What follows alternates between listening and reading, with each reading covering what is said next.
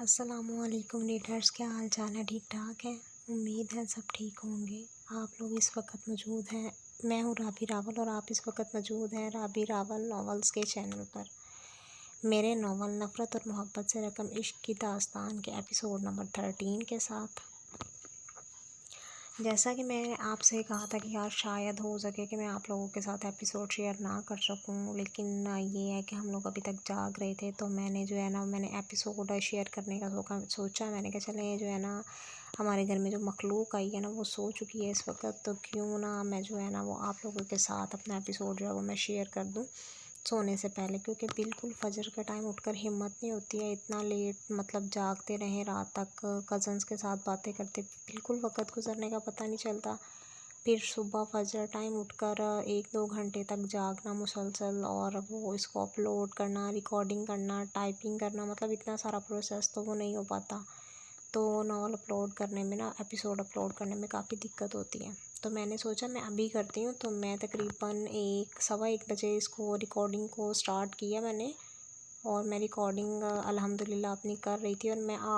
نے تقریباً آدھی ریکارڈنگ کر لی تھی جب میری ریکارڈنگ کو میں نے پش کیا، اور جب میں نے اس کو پلے کیا تو مجھے لگا کہ میں پلے کر چکی ہوں، لیکن وہ پش ہی تھی، اور جب میں بیک گئی ہوں تو وہ ریکارڈنگ ہوئی ہی نہیں ہے، اور اب مجھے دوبارہ سے وہ ساری ریکارڈنگ کرنی پڑ رہی ہے، اور میں اب 1:45 بجے دوبارہ سے اپنی ریکارڈنگ سٹارٹ کر رہی ہوں آپ لوگوں کے ساتھ اپنا ایپیسوڈ شیئر کرنے کے لیے، کیونکہ مجھے بالکل ڈبل محنت کرنی پڑی ہے اپنے اس ایپیسوڈ نے مجھے بہت تنگ کیا۔ اس کی وجہ ہے کہ پہلے میں نے اس کو ٹائپنگ تو میں نے کر کے رکھ لی تھی، ریکارڈنگ میں تقریباً 15 منٹ سے کر رہی ہوں، اور اب میں اس کو فائنل اپلوڈ کرنے لگی، تو میں نے کہا میں پہلے اس کو لاسٹ تک سن لوں کہ لاسٹ تک ہو گئی ہے ریکارڈنگ، اور جب میں نے چیک کیا تو وہ اللہ کچھ بھی نہیں ہوا تھا۔ اب دوبارہ سے آئی ہوں، دوبارہ سے ریکارڈنگ کر رہی ہوں، تو چلیں ٹائم وہ ویسٹ کیے بنا اپنے ناول کے ایپیسوڈ کا وہ شیئر کرتے ہیں اور سٹارٹ کرتے ہیں، ٹھیک ہے؟ چلیں لیٹ سٹارٹ۔ میرا ناول نفرت اور محبت سے رقم عشق کی داستان، ایپیسوڈ نمبر 13۔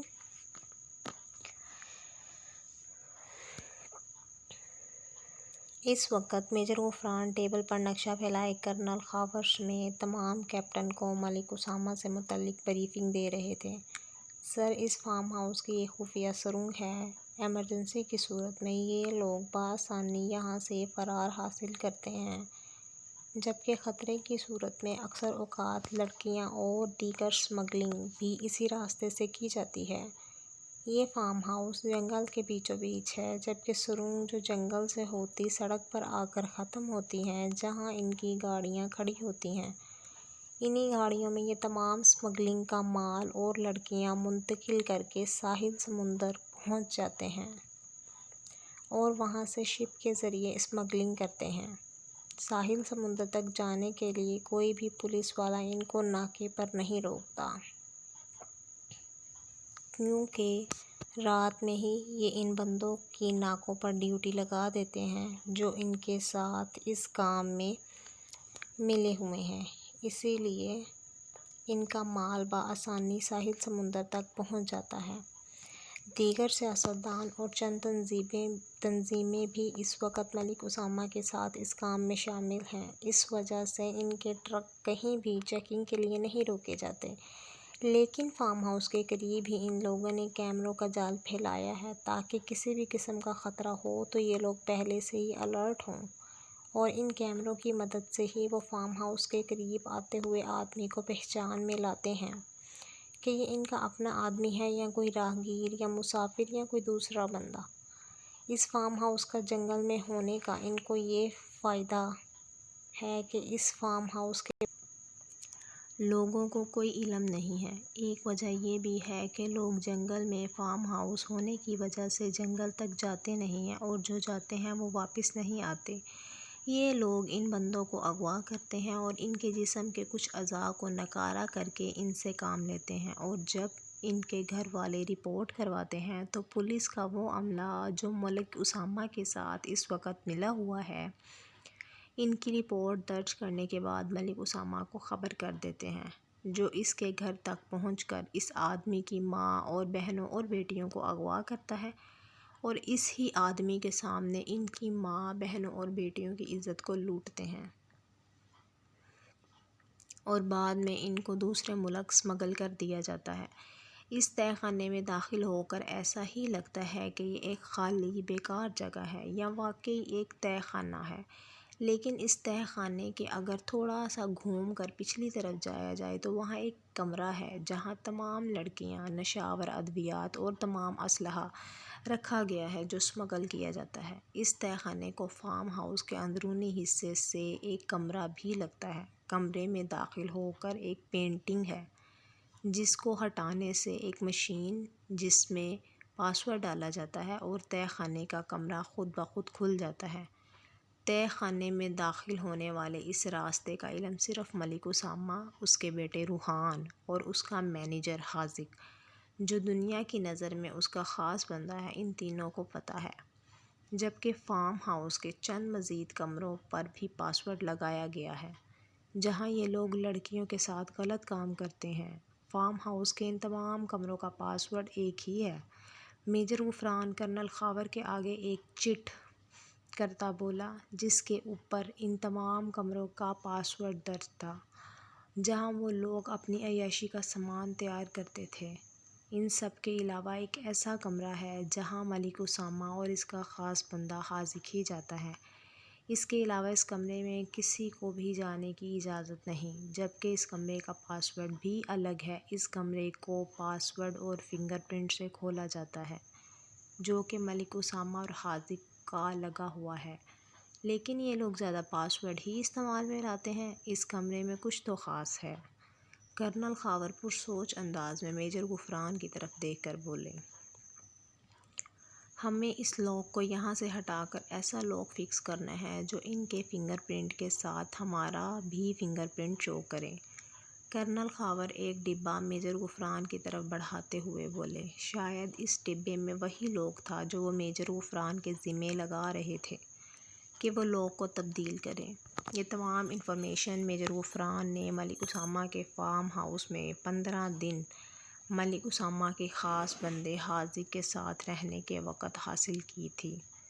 جس طرح ملک اسامہ کا خاص بندہ حاذق تھا،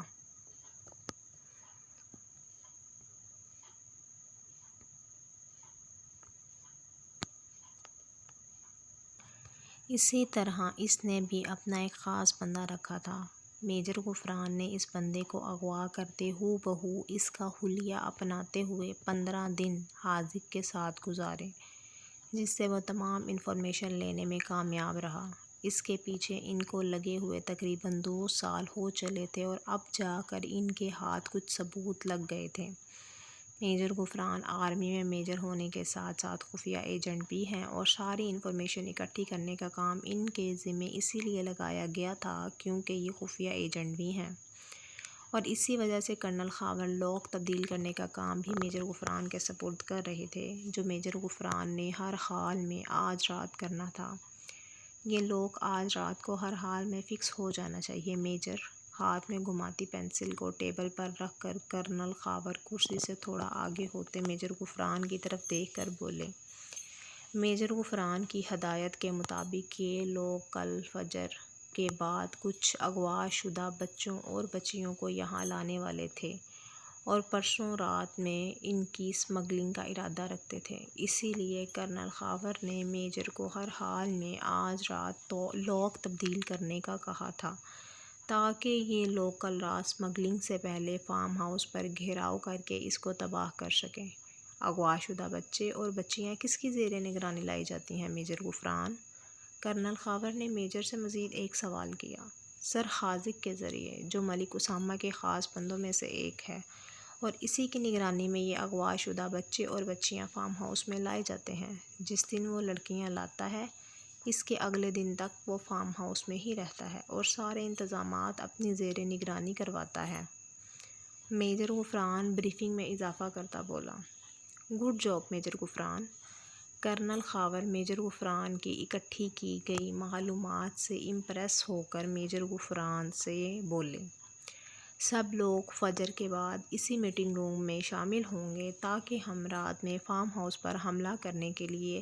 لائحہ عمل ترتیب دے سکیں۔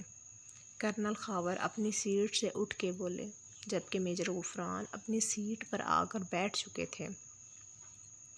ہم کل رات اس فارم ہاؤس کو گھیرے میں لے کر تمام بچوں کو محفوظ جگہ پہنچا کر اس فارم ہاؤس کو نیست و نابود کریں گے، تاکہ دوبارہ کوئی اس ملک کی بیٹیوں کی طرف آنکھ اٹھا کر بھی نہ دیکھ سکے۔ انشاءاللہ سر، میجر غفران سمیت تمام کیپٹن یک زبان بولے۔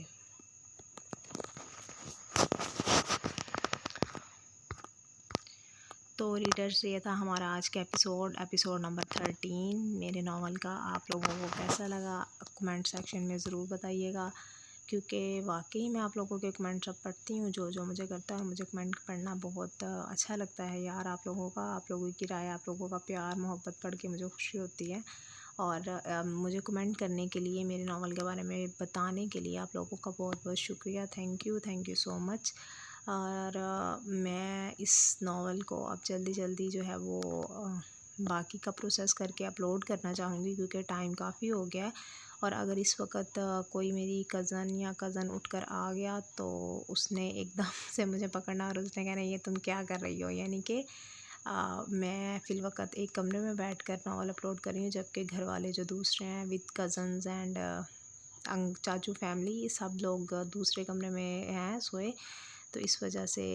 میں اب جا کر میں خود بھی سونا چاہ رہی ہوں، تو کیونکہ ٹائم کافی ہو چکا ہے، تو اس لیے آپ لوگوں کو اللہ حافظ آج کے لیے۔ انشاءاللہ میں آپ نے جو سمجھ لیں کہ صبح ہو چکی ہے، صبح کا آغاز ہو چکا ہے تقریباً،